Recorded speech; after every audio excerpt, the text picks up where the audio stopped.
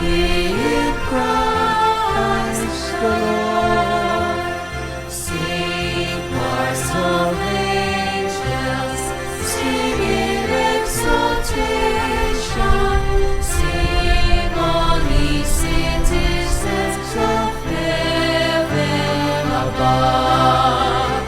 Glory to God, glory in the highest. Oh, come let us adore Him. Oh, come let us adore Him. Oh, come let us adore Him, Christ the Lord. Sa ngalan ng Ama, ng Anak, at ng Espiritu Santo, Amen. sumainyo ang Panginoon. At sumaiyo rin. Mga kapatid, sinasalubong natin ang bagong taon sa pamagitan ng pasasalamat sa pagpupuri sa Diyos.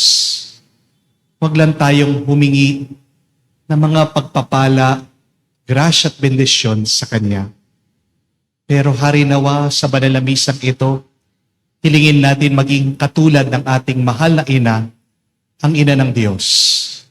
Maging tapat, maging mapagkumbaba, maging masunurin sa Diyos. Dahil ang Diyos, palagi niyang pinagpapala, pinupuno sa Kanyang grasya ang mga pusong masunurin sa Kanya. If you want your whole year to be blessed, my dear friends, be faithful, be humble, be obedient to God. Because the Lord rewards obedient hearts. Sa mga maraming pagkakataon na kung saan ginawa natin ang ating kagustuhan at hindi tayo sumunod sa kagustuhan ng Diyos, hilingin natin muli ang awat pagpapatawad ng Panginoon para tayo muling makitang karapat-dapat makatanggap sa mga banal na misteryo. Inaamin ko Sa makapangyarihang Diyos at sa inyo, mga kapatid, na lubha akong nagkasala sa isip, sa salita, sa gawa at sa aking pagkukulang.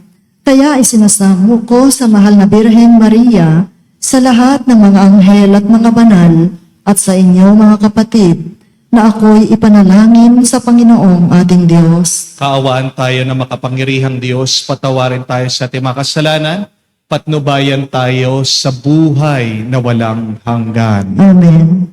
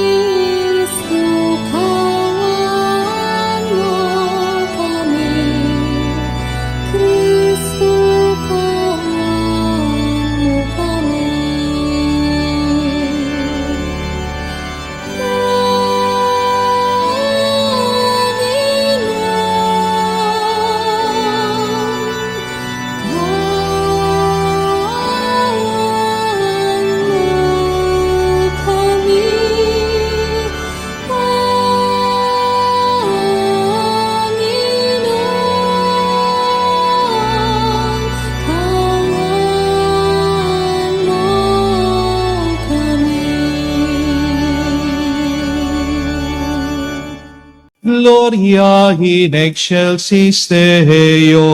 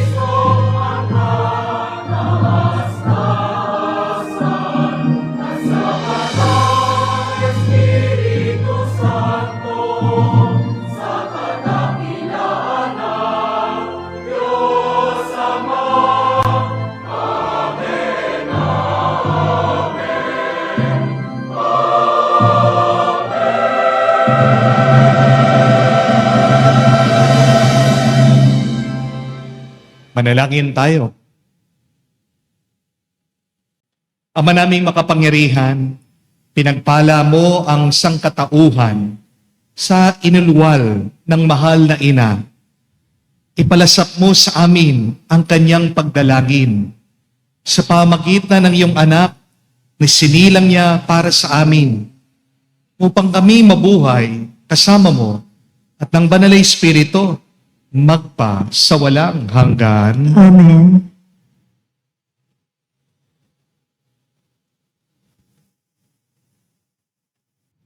Pagbasa mula sa aklat ng mga bilang.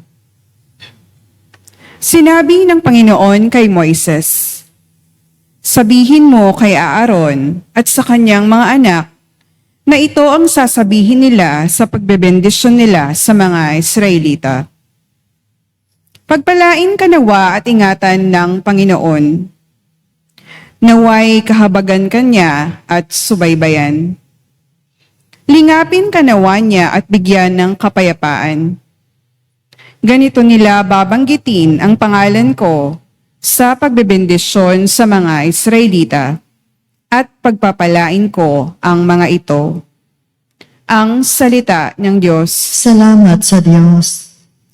Kami iyong kaawaan, pagpalain poong mahal. Kami iyong kaawaan, pagpalain poong mahal. O Diyos, pagpalain kami't kahabagan, kami Panginooy iyong kaawaan, upang sa daigdig mabatid ng lahat ang iyong kalooban at ang pagliligtas. Kami iyong kaawaan, pagpalain poong mahal. Naway purihin ka ng mga nilikha, pagkat matuwid kang humatol sa madla. Ikaw ang patnubay ng lahat ng bansa. Kami iyong kaawaan, pagpalain poong mahal. Purihin ka nawa ng lahat ng tao. Purihin ka nila sa lahat ng dako. Ang lahat sa amin iyong pinagpala. Naway igalang ka ng lahat ng bansa. Kami iyong kaawaan, pagpalain poong mahal.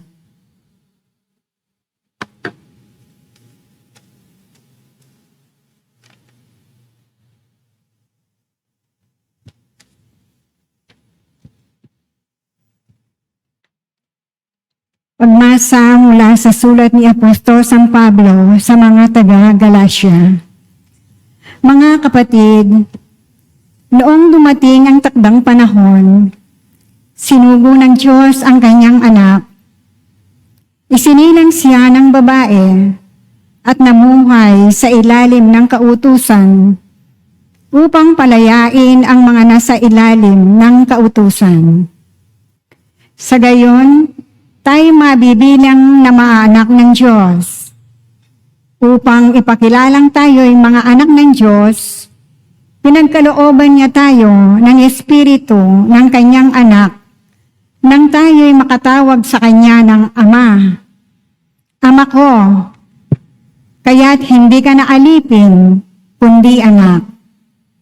Sapagkat anak, ikaw ay tagapagmana ayon sa kalooban ng Diyos. Ang salita ng Diyos. Salamat sa Diyos. Hallelujah, hallelujah, hallelujah.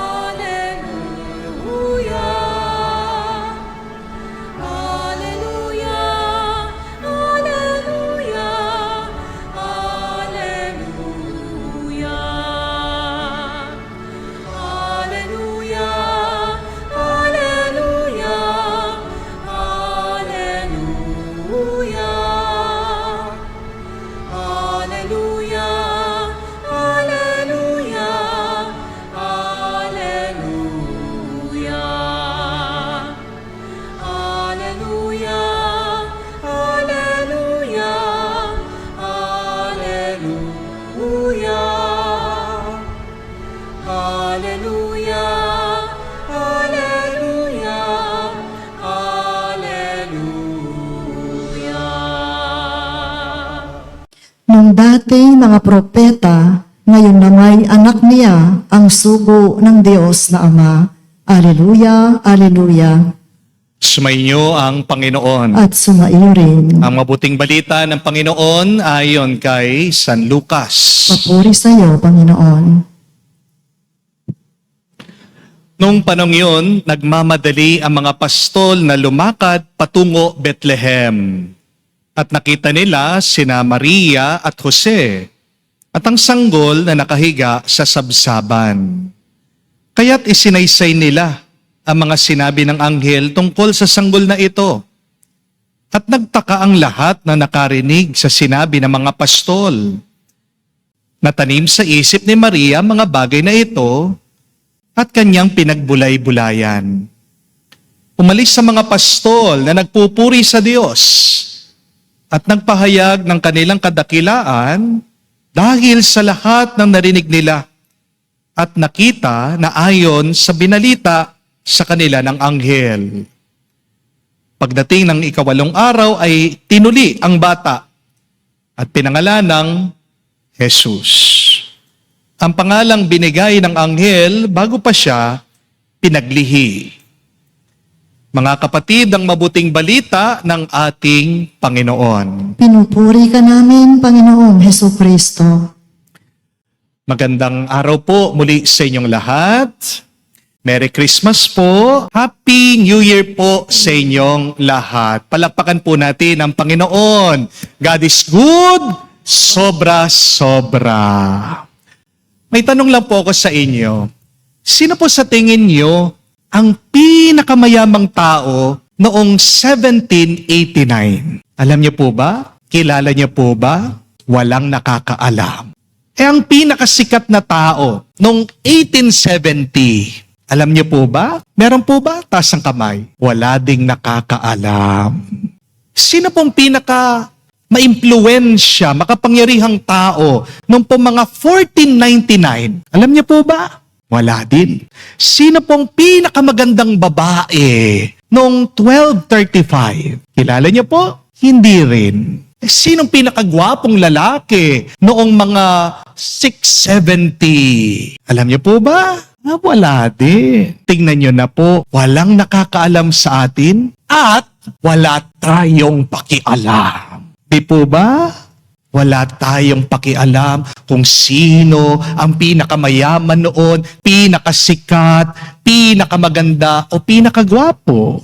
Kasi isang katotohanan yan na kailangan nating tanggapin. Na tayong lahat, mawawala tayo dito sa mundo at pag nawala tayo, makakalimutan din tayo. Amen? Pero ibig po ba sabihin nito, wala nang kwenta ang ating buhay? Hindi po. Mga kapatid, pinapaalala lang po ng bagong taon sa atin na sandali lang ang ating oras. Kaya dapat pahalagan natin ito. Inuubos natin ang ating oras para tayo magkaroon ng pera, para tayo makilala ng iba, para tayo umangat sa buhay. Pero tingnan nyo na, darating ang oras at panahon, wala mang makakaalala dito. Darating ang oras at panahon, hindi naman yan ang pinaka-mahalaga. Amen? Please, my dear friends, do not count your days. Do not count your money. Do not count your influence. Do not count how many people know you or love you. But make your days count. Life is short. Time is so fast. Treasure it. Enjoy it.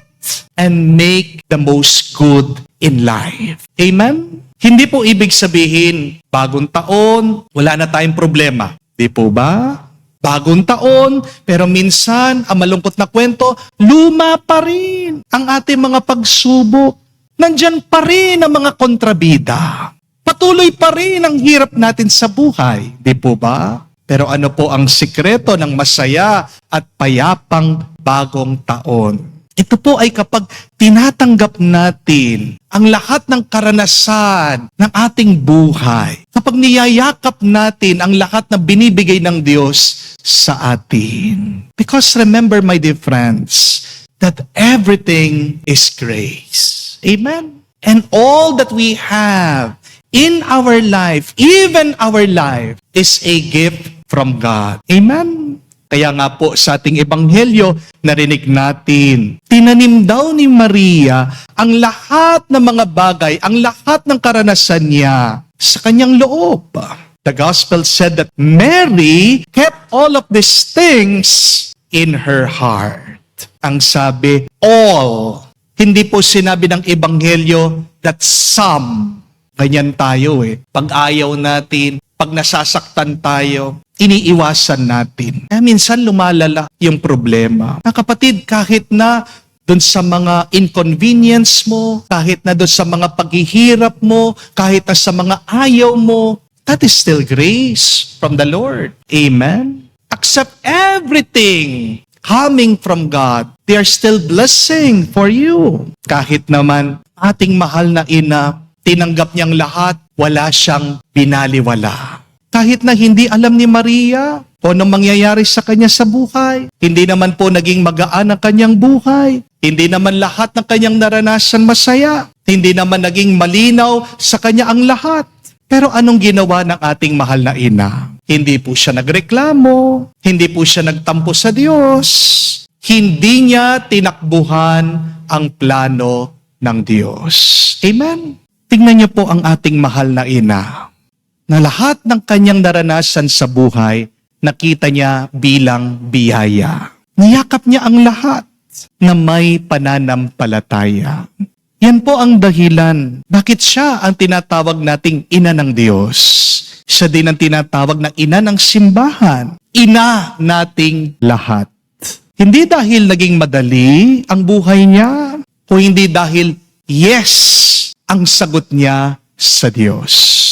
Yes, kahit hindi niya naiintindihan. Yes, kahit na masakit. Yes, kahit na natakot siya. Yes, kahit na may panganib. Yes, kahit na hindi ganun kaklaro ang buhay niya. Kaya nga mga kapatid, kung gusto nating maging masaya ang ating taon, kung gusto mong maging mapayapa ang iyong pamilya ngayong taon, kung gusto mong maging mabunga ang iyong buhay, matuto ka kay Maria.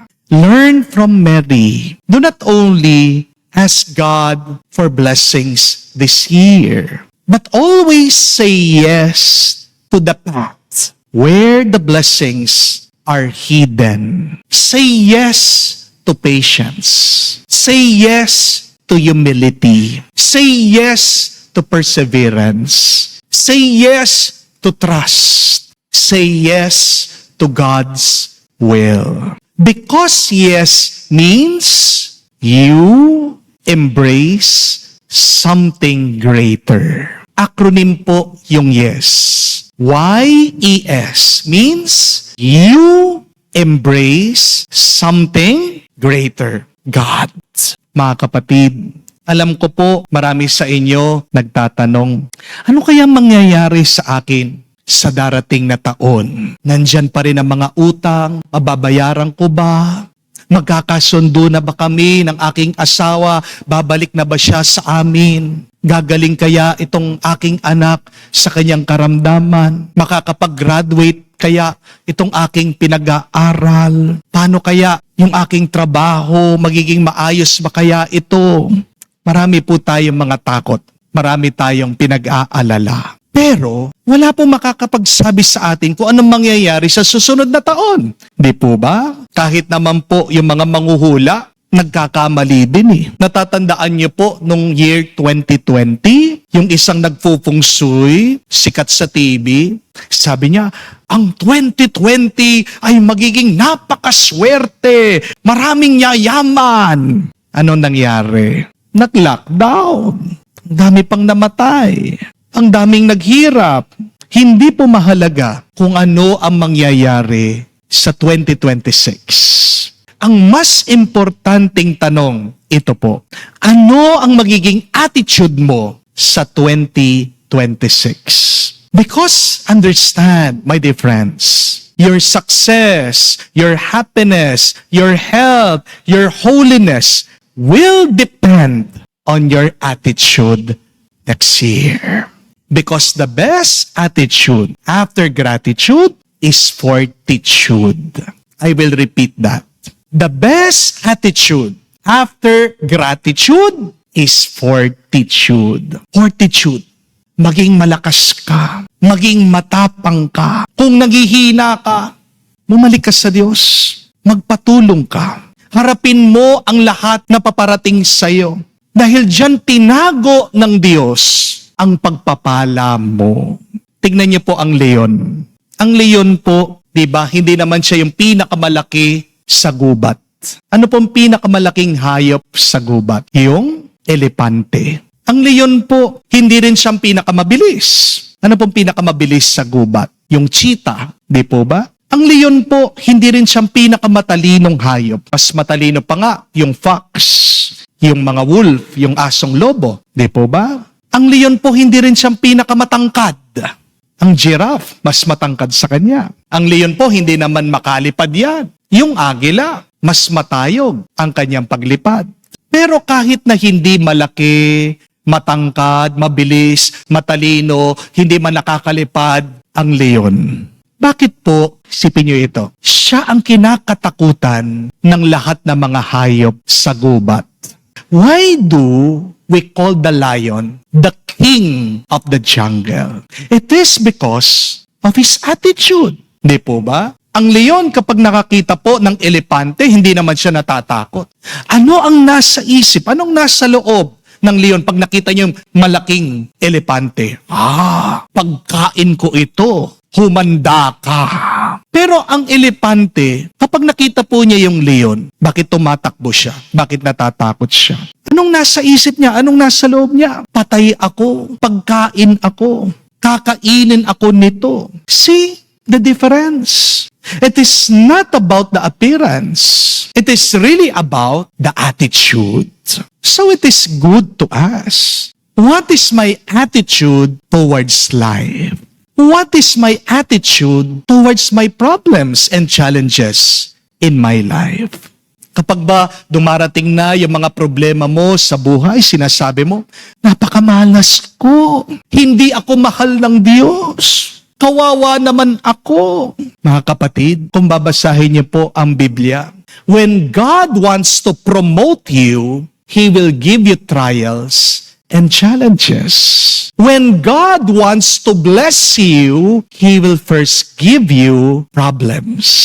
Diba? Si Haring David, dati pastol lang siya, pero paano siya naging hari? Anong binigay ng Diyos sa kanya? Si Goliath.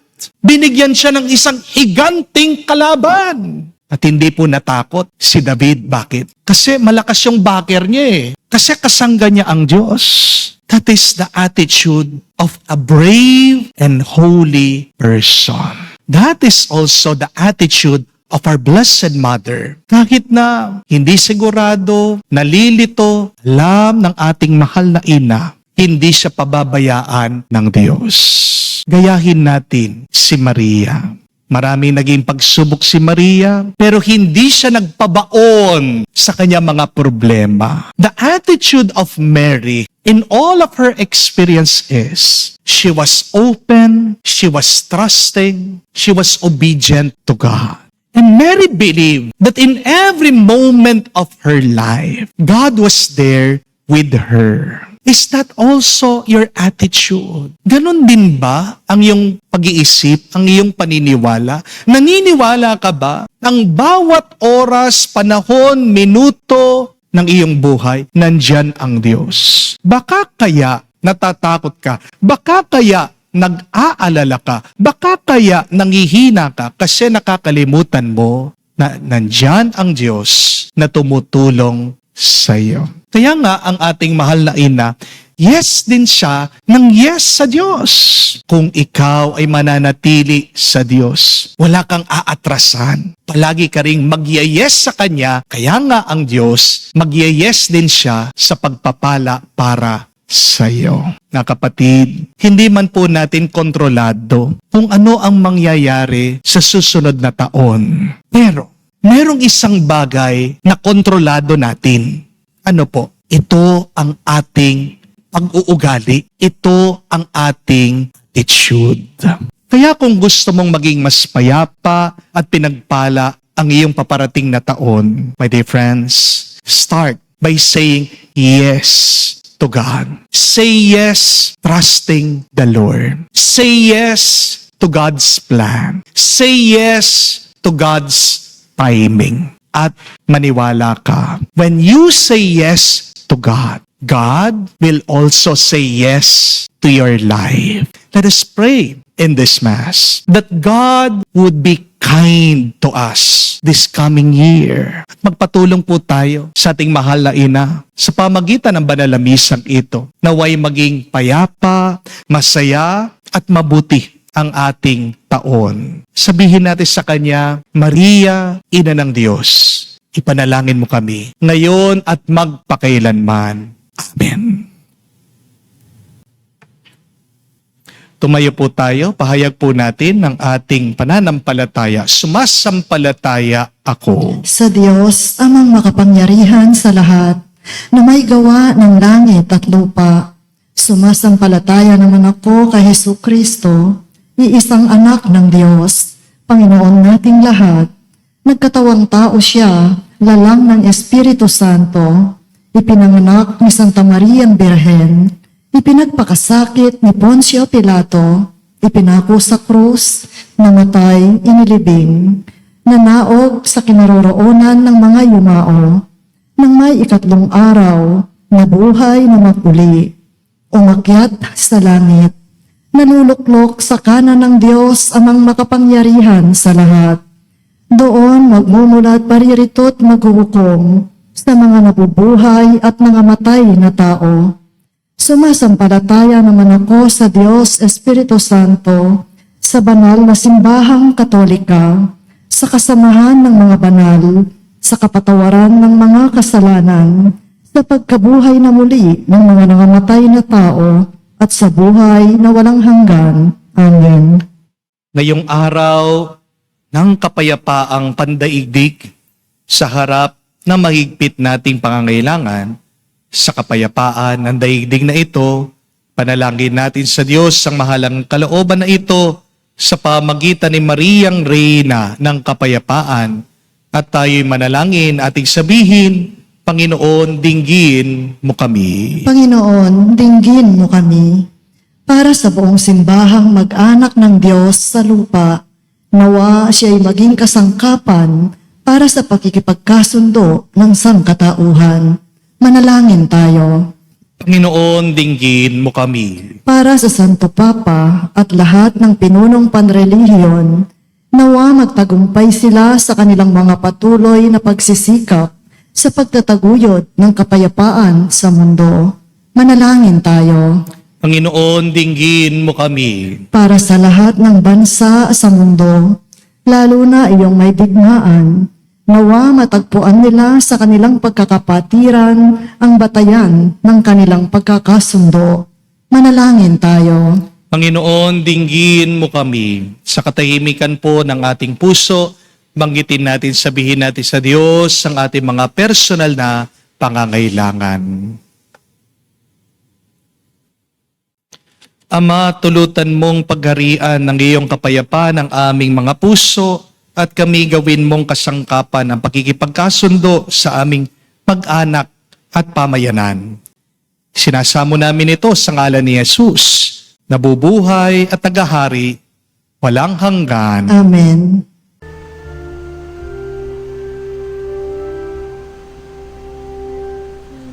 Lord, we gather today in your house. We kneel down and pray. We ask for your mercy as we open our hearts to receive your forgiveness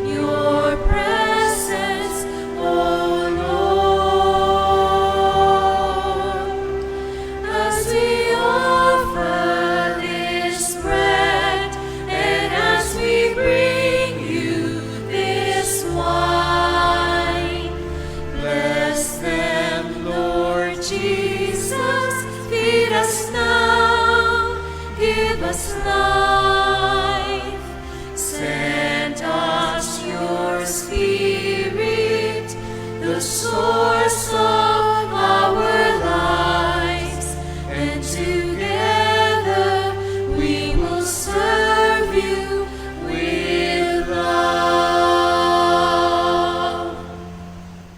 Manalangin kayo mga kapatid, para ang ating mga paghahain ay kalugdan ng Diyos amang makapangyarihan. Tanggapin nawa ng Panginoon itong paghahain sa iyong mga kamay, sa kapurihan niya at karangalan, sa ating kapakinabangan at sa buong sambayanan niyang banal. Ama naming lumikha, sa iyo nagmula at nagkaroon ng kaganapan ang tanan. Sa dakilang kapistahang ito ni Maria, na ina ng anak mong Diyos na totoo, may pagdiwang nawa namin ang pasimula ng bagong taon at paratingin mo kami sa kaganapan nito sa pamagitan ni Jesucristo kasama ng Espiritu Santo magpa sa walang hanggan. Amen. Sumainyo ang Panginoon. At sumaiyo rin. Itaas sa Diyos sa inyong mga puso at diwa. Itinaas na namin sa Panginoon. Pasalamatan natin ang Panginoong ating Diyos. Marapat na siya ay pasalamatan. Ama namin makapangyarihan, tunay nga marapat ikaw ang aming pasalamatan. Ngayon pinagdiriwang namin ang solemnidad ni Maria bilang ina ng Diyos. Bukod mong pinagpala sa babaeng lahat ang mahal na Berhen, totoong mapalad na iyong piniling maging ina ng iyong anak. Nung sinugo mo siya bilang aming Mesiyas sa kapangyarihan ng Espiritong Banal, ang Berhen Maria ay naging inang tunay ng iyong anak na kanyang sinila. Bilang liwanag nitong sanlibutan, kaya kaisa na mga anghel nagsisiawit ng papuri sa iyo. Nang walang humpay sa kalangitan, kami nagbubunyi sa iyong kadakilaan.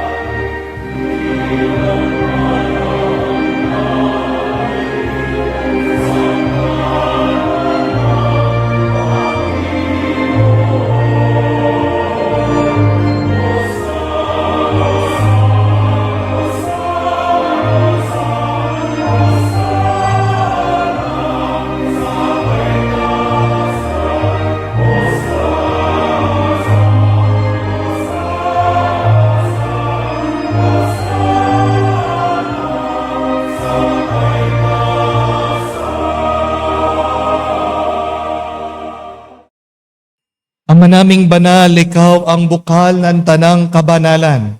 Kaya't sa pamagitan ng iyong Espiritu, gawin mong banal ang mga kaloob na ito upang para sa amin maging katawan at tugo ng aming Panginoong Heso Kristo.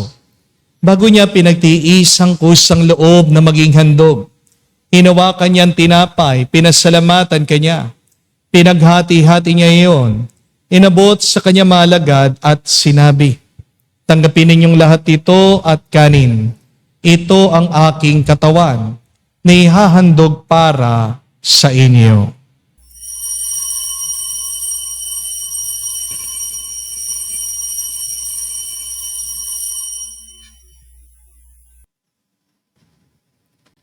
Gayon din naman nung matapos ang hapunan, hinawakan niyang kalis. Muli kanyang pinasalamatan. Nabot niyang kalis sa kanyang malagad at sinabi, tanggapin ninyong lahat ito at inumin. Ito ang kalis ng aking dugo, ng bago at walang hanggang tipan. Ang aking dugo na ibubuhos para sa inyo at para sa lahat. Sa pagpapatawad ng mga kasalanan, gawin ninyo ito sa pag-alaala sa akin.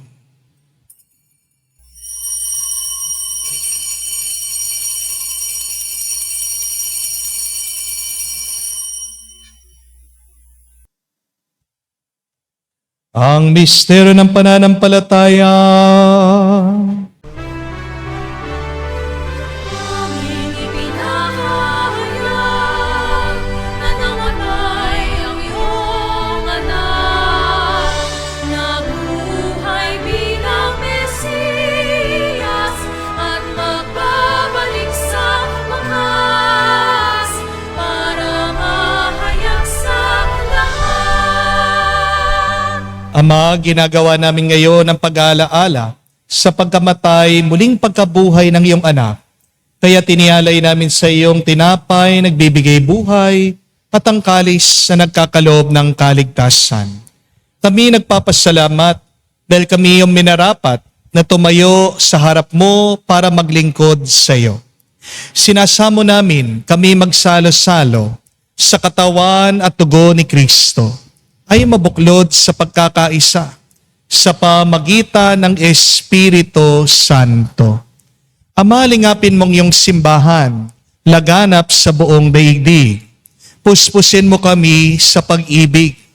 Kaisa ni Leon ang aming Santo Papa, si Florentino aming Arsobispo at ng Tanang Kaparian.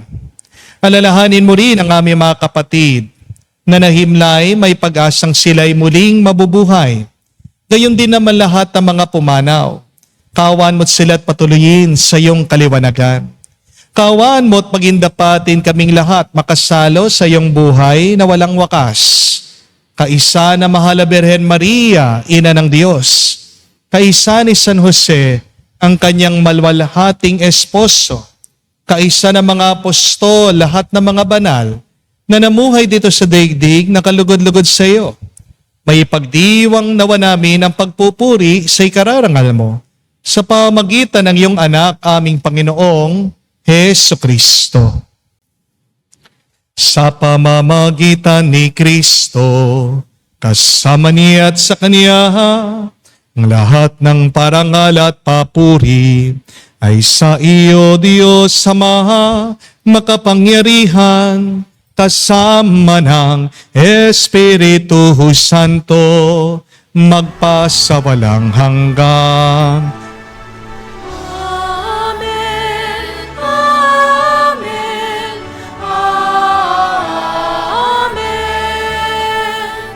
amen, amen, amen, amen. Sa nakagaling na utos sa turo ni Jesus sa Panginoon natin at Diyos, ipahayag natin ang lakas loob.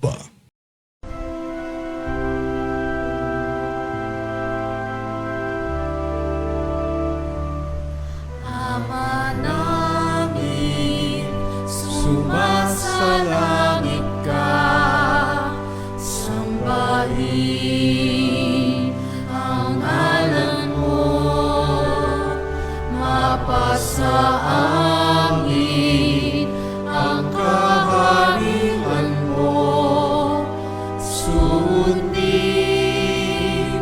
ang loob mo dito sa lupa para nang sa langit. Bigyan mo kami ngayon ng aming kakanin sa araw-araw at patawarin mo kami sa aming mga sala para nang magpapatawad namin sa nagkakasala sa amin. At huwag mo kaming ipahintulot sa tukso, at iadya mo kami sa lahat ng masama. Hinihiling namin kami adya sa lahat ng masama, pagkalooban ng kapayapaan araw-araw, ligtas sa kasalanan, ilayo sa lahat ng kapahamakan, samantalang aming pinanabikan ang dakilang araw ng pagpapahayag ng tagapagligtas naming si Hesu Kristo. Sapagkat iyo ang kaharian at ang kapangyarihan at ang kapurihan magpakailanman. Amen. Panginoong Yesu Kristo, sinabi mo si mga apostol, kapayapaan ang iniwan ko sa inyo. Ang aking kapayapaan binibigay ko sa inyo. Tunghayan mo ang aming pananampalataya at huwag ang aming pagkakasala. Pagkalooban mo kami ng kapayapaan at pagkakaisa ayon sa iyong kalooban, kasama ng Espiritu Santo, magpa sa walang hanggan. Amen. Kapayapaan ng Panginoon ay laging sumainyo. At sumaiyo rin. Magbigayan po tayo ng kapayapaan sa bawat isa. Peace with you po, kapayapaan po, and Happy New Year po sa inyong lahat.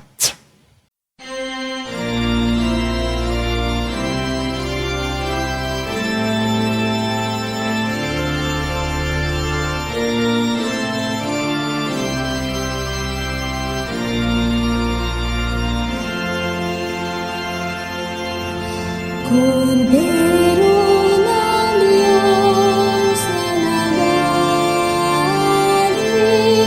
ng mga kasalanan ng sanlibutan, malakas sa amin,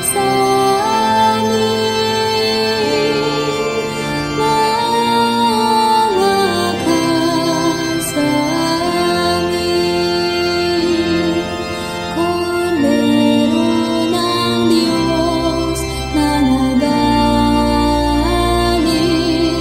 ng mga kasalanan ng sanlibutan, maawa ka sa amin. Kordero ng Diyos na nagalis ng mga kasalanan ng sanlibutan, ipagkaloob mo sa amin ang kapayapaan.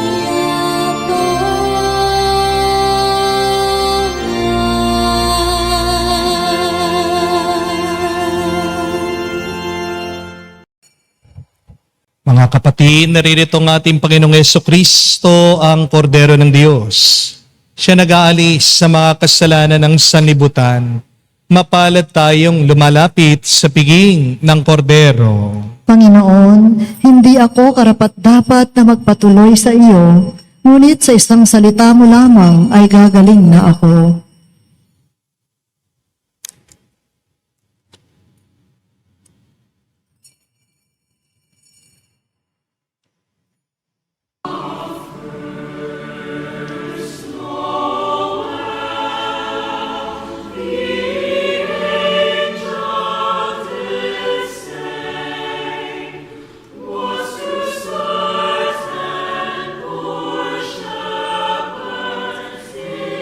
Fear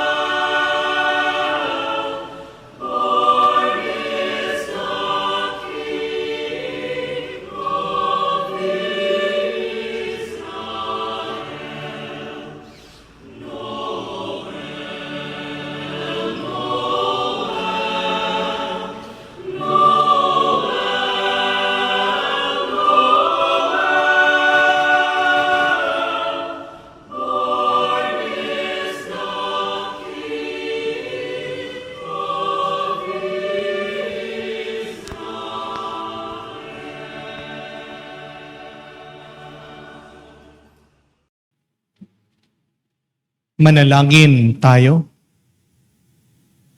Ama naming mapagmahal, loobin mo sa pagdiriwang namin sa dakilang kapistahan ng mahal na Ina ng Diyos. At ng iyong sambayanan, kami magsalo-salo sa piging ng banal ay makapakinabang nawa sa iyong buhay sa pamagitan ni Jesucristo kasama ng Espiritu Santo magpa sa walang hanggan. Amen.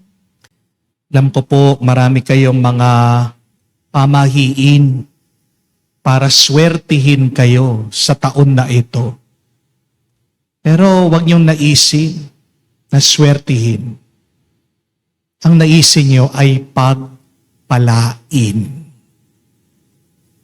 Hindi niyo kailangan maglagay ng mga bulak sa bintana, bigas, asin, asukal sa inyong mga lamesa, magsuot ng polka dots o kulay red na damit. Hindi niya po kailangan ng mga 12 na mga prutas. Ang kailangan lang natin ay ang manatili tayo sa Diyos. If you say yes to God, God will say yes to you. What is yes? Y-E-S. You embrace something greater. You embrace something that God will give you.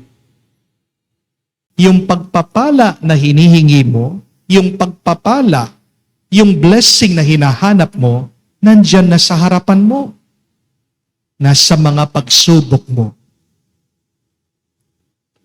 Kung malalampasan mo yan sa kanyang tulong. Kung magpapakatatag ka, kung tatapangan mo ang iyong sarili, nakatago dyan ang grasya na ipagkakalob ng Diyos sa iyo. What do you need to say yes to now in your life? Madalas, palagi tayong yes ng yes sa masama, sa bisyo, sa ating mga kasalanan. Baliktarin niyo po. Ngayon, sa paparating na taon, ngayong bagong taon, araw-araw, say yes to God. Say no to sin, to temptation. That is the secret of a blessed life. Kasi kahit na magpaputok na kayong magpaputok, magingay na kayong magingay, magbomba na kayo na magbomba dyan sa inyong mga motor na nakakabingi na sa tenga, kung nananatili pa rin kayo sa kasalanan, walang pagpapala. What blocks your blessing is your sin. Kaya, what do you need to say no to in your life? What do you need to say yes to in your life? Huwag na po kayong gagawa ng New Year's resolution. It's a waste of time. Di po ba? Dami sa inyo. Ilang taon na. Papakapayat na ako. Bukas, mag-exercise na ako. Isang araw lang, balik sa dati. Di po ba? Titigil na akong iinom. Titigil na akong maninigarilyo. 1 week lang, balik sa dati. But make a no list, make a yes list. Ano yung mga bagay na dapat pahindian mo na? No. Wag ito. Tama na to. Hinto na ito. Then, make your yes list. Oo sa aking pamilya. Oo sa aking trabaho. Oo sa pagsisimba. Nung pong simbang gabi, bilib na bilib ako, ang daming nakakumpleto. 9 na gabi. 9 na madaling araw. Wow! Pero nung pagdating ng Sunday, kapistahan ng Holy Family, wala. Kakaunti na naman. Kung talagang tapat tayo nagsasakripisyo, Hindi lang yung 9 na madaling araw o gabi. Bawat linggo. If you say yes to every Sunday worshiping God, I will tell you, you will be blessed beyond measure. Amen? Yan po ang aking assignment sa inyo. Stop making the New Year's resolution, but start making your yes list to God. Create also your no list. Lagay niyo po sa cellphone niyo. Remind yourself every day. Kasi kapag hindi ka aware, paulit-ulit lang yan, babalik sa iyong buhay. An unreflected life is an unhealed life. Tandaan niyo po yun. An unreflected life is a life full of issues and problems. Mga problema mo galing sa'yo. Dahil hindi mo pinag-iisipan, hindi mo pinagmumunihan, hindi mo sinusuri ang mga bagay-bagay. Sundan natin ang ating mahal na ina, sabi. She pondered all of these things. She reflected all of these things. Tinanim niya sa kanyang isip, sa kanyang puso at kalooban. Kaya, siya po ay madaling nakapag-oo, tumango sa Diyos. Do not become a victim of your old patterns, of your old habits, of your old vices, of your old character. Take charge of your life. Pwede ka pang mas pagpalain ng Diyos kung mag-oo ka, tatango ka, mag-yes ka sa Kanya araw-araw ng buong bagong taon na ito. Amen? Sumayin niyo ang Panginoon. At sumaiyo rin. At kayo'y pagpalain ng Diyos, makapangyarihan sa lahat, sa ngalan ng Ama, ng Anak, ng Espiritu Santo. Amen. Ang ating misa ay natapos na.